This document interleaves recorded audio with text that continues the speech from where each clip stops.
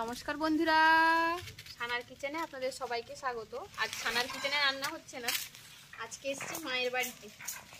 মায়ের বাড়িতে শীতের আমাদের 6টা টুপি কাঁথা বস্ত্র পরে রান্না হচ্ছে বাটা মাছের ঝাল। আমার খুব পছন্দের একটা রান্না হলো বাটা মাছ। বাটা মাছ খেতে আমি সব থেকে বেশি ভালোবাসি, আর সেই বাটা মাছেরই ঝাল হবে। তাই বাজার থেকে বাটা মাছ এসছে, আর বাটা মাছগুলো বেশ বড় সাইজের ছিল বাটা মাছটা। এবার মাছের মধ্যে লবণ আর হলুদটাকে প্রথমে মাখিয়ে নিচ্ছি। দিদি নামো না। লবণ আর হলুদ মাখিয়ে বাটা মাছটা প্রথমে ভেজে নেব, তারপর সরষে দিয়ে বাটা মাছের ঝাল হবে। আর বাটা মাছ তো আমার খুবই পছন্দের। কড়াইতে সর্ষের তেল দিয়ে দিয়েছি। এবার মাছের মধ্যে লবণ আর হলুদটাকে মাখিয়ে নিলাম, তারপর এবার মাছগুলো কড়াইয়ের মধ্যে দিয়ে দেবো। আর টেস্ট তো আরো অনেক গুণে বাড়বে, কারণ লোহার কড়াইতে রান্না হচ্ছে। লোহার কড়াইতে স্বাদ সম্পূর্ণ আলাদা হয়। এই মাথাটা তো অবশ্যই আমি খাবো, বুঝলি ভাই, এটার কারো ভাগ নেই। ও ভাই, তুমি কি মাছ ভাজা খাবে? খাবে না? তুমি মাছ খেতে ভালোবাসো যে, একটু খাবে তো? একটু একটু। তাহলে তুমি কি খাবে, কষা কষা মাংস? সেই সঙ্গে বাজার থেকে মাছের তেলও নিয়ে এসেছি। আলু বেগুন দিয়ে মাছের তেলের তরকারি হবে, সেও এক দারুণ টেস্টি জিনিস। প্রথমে মাছগুলো ভেজে নিই। মাছ ভেজে নিয়েছি, এবার মাছগুলো তুলে নেব। কথা বলতে বলতে মাছগুলো বেশ কড়া কড়া করে ভাজা হয়েছে, আর একটু কম কড়া করে ভাজলেও হতো, কিন্তু মাছ তুলে নেওয়ার পর দিয়ে দেব কুচিয়ে রাখা পেঁয়াজ।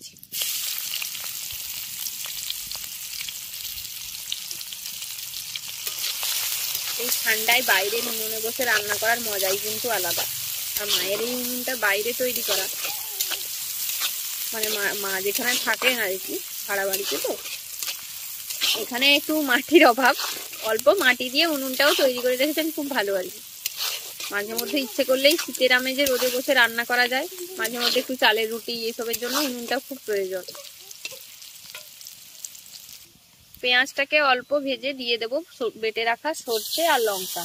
কাঁচা লঙ্কা আর সর্ষেটা মা বেটে দিয়েছেন, ওটাই দিয়ে দিচ্ছি। আর অল্প পরিমাণে রেখে দিলাম, ওই যে বললাম মাছের তেল এনেছি, ওটা আলু বেগুন দিয়ে রান্না করবো। মাছের তেল আলু বেগুন তিন দিয়ে রান্না করলে বেশ ভালো লাগে আমার খেতে। আমার খুব পছন্দের একটা রান্না হলো ওই মাছের তেল, মানে মাছের থেকেও মাছের তেল বেশি টেস্ট। আর সর্ষে বাটাটা দিয়ে দিচ্ছি হলুদের গুঁড়ো,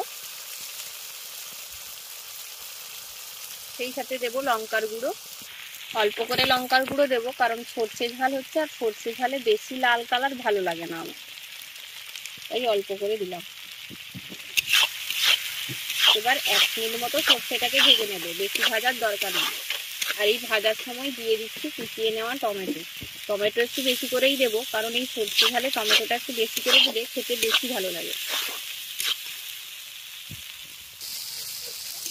1 মিনিট প্রথমে ভেজে নেওয়ার পর টমেটোগুলো দিয়ে আরো 1 মিনিট ভেজে নিয়েছি। এবার এর মধ্যে জল দিয়ে দেবো, কারণ সর্ষে বাটা বেশি ভাজলে কিন্তু তেতো লাগবে।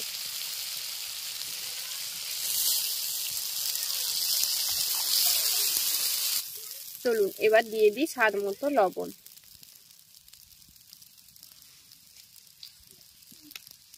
এবার খুব ভালো করে এটা ফুটতে দেব। খুব ভালোভাবে ফুটে গেছে। এবার আমি ভেজে রাখা মাছগুলো এর মধ্যে দিয়ে দিচ্ছি।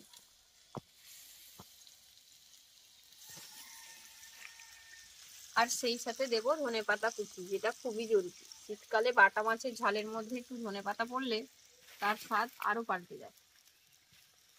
আর ধনেপাতা তো আমার খুব পছন্দের জিনিস।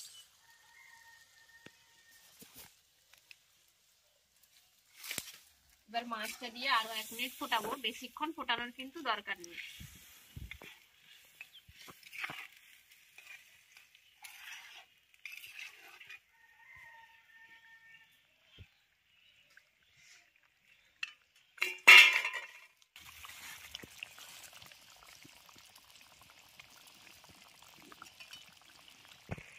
আমাদের বাটা মাছের ঝাল একদম রেডি। শুধু দেখুন কালারটা কত সুন্দর এসেছে।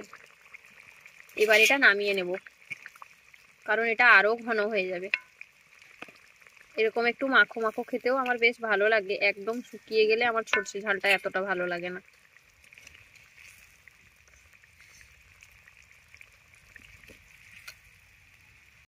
চলুন এবার মাছের তেলের ঝালটা বানাই, মানে আলু বেগুন দিয়ে মাছের তেলের যে ঝাল বা তরকারি বা চচ্চড়ি যাই বলুন না কেন সেটা বানাই।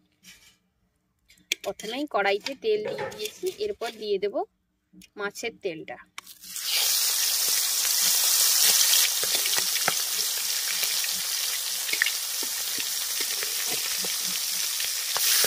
মাছের তেলটা দিয়ে দেবো লবণ আর হলুদ।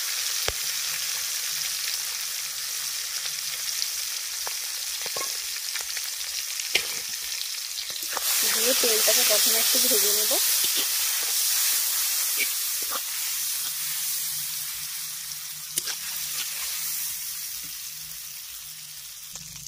তেলটা দেখুন পরিমাণে কতটা কমে গেছে। আর বাড়িতে আরো রুই মাছ হয়েছে, তাই মা তার মাথাগুলো রেখেছিলেন, আমি মায়ের কাছ থেকে রুই মাছের মাথাটা নিয়ে নিলাম।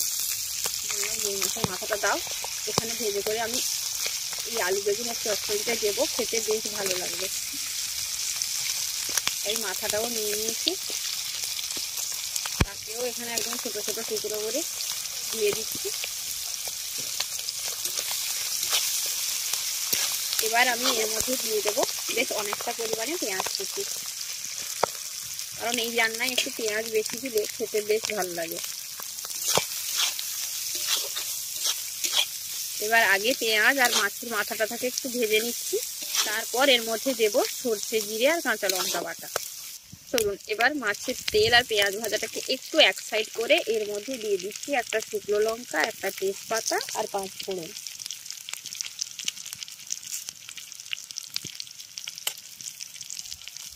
এবার ফোড়নটাকে একটু ভেজে নেব। এটা আর আমি নামাবো না, এর সঙ্গেই মানে একসঙ্গে আমি সবকিছু করে নেব। ফোড়নটাকে একটু ভেজে নেওয়ার পর এর মধ্যে দিয়ে দেব সর্ষে বাটা।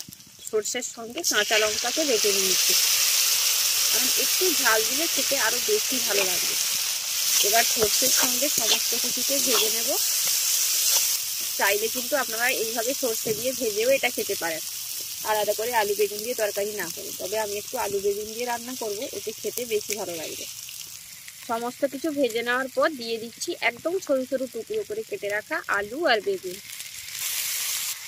এবার স্বাদ মতো লবণ আর হলুদের গুঁড়ো দিয়ে ভালো করে এটাকে ভাজবো। আলু আর বেগুন দেওয়ার পরে কিন্তু কখনো জল দেবো না, জল না দিয়েই কিন্তু পুরো রান্নাটা আমি একটু করবো, কারণ যেহেতু বেগুনটা ধুয়ে দিয়েছি একটু জল তো বেরাবেই।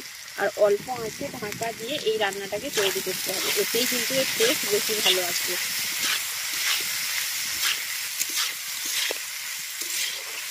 সমস্ত কিছুকে খুব ভালো করে মিশিয়ে নিলাম। এবার ঢাকা দিয়ে এটাকে রান্না করব। ঢাকা দিয়ে রান্না করলে ভাজাও হয়ে সুন্দর সেদ্ধ হয়ে যাবে আর রান্নাও কমপ্লিট হয়ে যাবে। ঢাকা দিয়ে রান্না করার কারণে কোনো জল ব্যবহার করিনি, তবুও দেখুন প্রায় সেদ্ধ হয়ে এসেছে আলু। এবার আমি একটু টমেটো কুচি দিয়ে দেবো। টমেটো কুচিটা কিন্তু না দিলেও চলে, তবে আমি একটু দিচ্ছি সামান্য পরিমাণে টমেটো কুচি দিয়ে আবার ঢাকা দিয়ে রান্না করবো, যাতে সমস্ত কিছু খুব ভালোভাবে সেদ্ধ হবে। মাছের তেল দিয়ে আমাদের আলু বেগুনের তরকারি একদম রেডি। মাছের তেল আর মাছের মাথা, দেখেছেন জল ছাড়াও সব পুরো মাখো মাখো তৈরি হয়েছে। আমি কিন্তু বেশি পরিমাণে তেলও দেইনি, এটা পুরো মাছের যে তেলটা বেরিয়েছিল। চলুন এবার এটা নামিয়ে নিয়ে গরম ভাতের সঙ্গে গরম গরম খেয়ে ফেলি। তারপর আরো অনেক কাজ আছে, খেয়ে সেরে যেতে হবে একটু ঘুরতে, সবাই মিলে একটু পার্কে যাব ঘুরতে, তাই আগে খেয়ে নিই তারপর। এই যে দেখুন চলে এসেছে গরম গরম একদম ধোঁয়া ওঠা ভাত, তার সঙ্গে পড়ে যাবে বাটা মাছের ঝাল, সেই সাথে মাছের তেল দিয়ে আলু বেগুন দিয়ে তরকারি। না, প্রথমেই নিয়ে নিলাম মাছের ঝালটা, আহা, তার সঙ্গে মাছের তেলের তরকারিটা।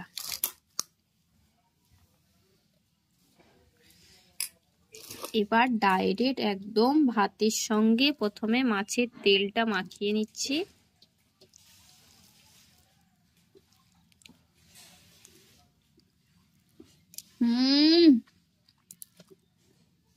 ফাটাফাটি হয়েছে।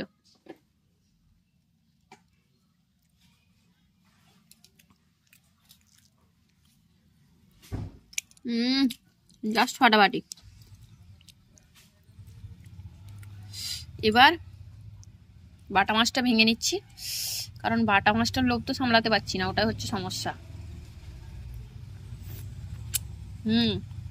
বাটা মাছটাও দারুণ টেস্ট। দোকানে বলে এসেছিলাম টেস্ট ভালো না হলে আগের দিন পয়সা ফেরত, কিন্তু দারুণ টেস্ট, দারুণ খাচ্ছি আর ফাটাফাটি খেতে হয়েছে। আমাদের আজকের এই ভিডিওটা আপনাদের কেমন লাগলো অবশ্যই জানাবেন। ভালো লাগলে চ্যানেলটি সাবস্ক্রাইব করে পাশে থাকা বেল আইকনটি ক্লিক করে দেবেন।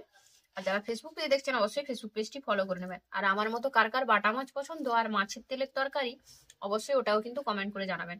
আজকের মতো এখানেই, আবার দেখা হবে অন্য কোনো ভিডিও নিয়ে। ভালো থাকবেন, সুস্থ থাকবেন, টাটা।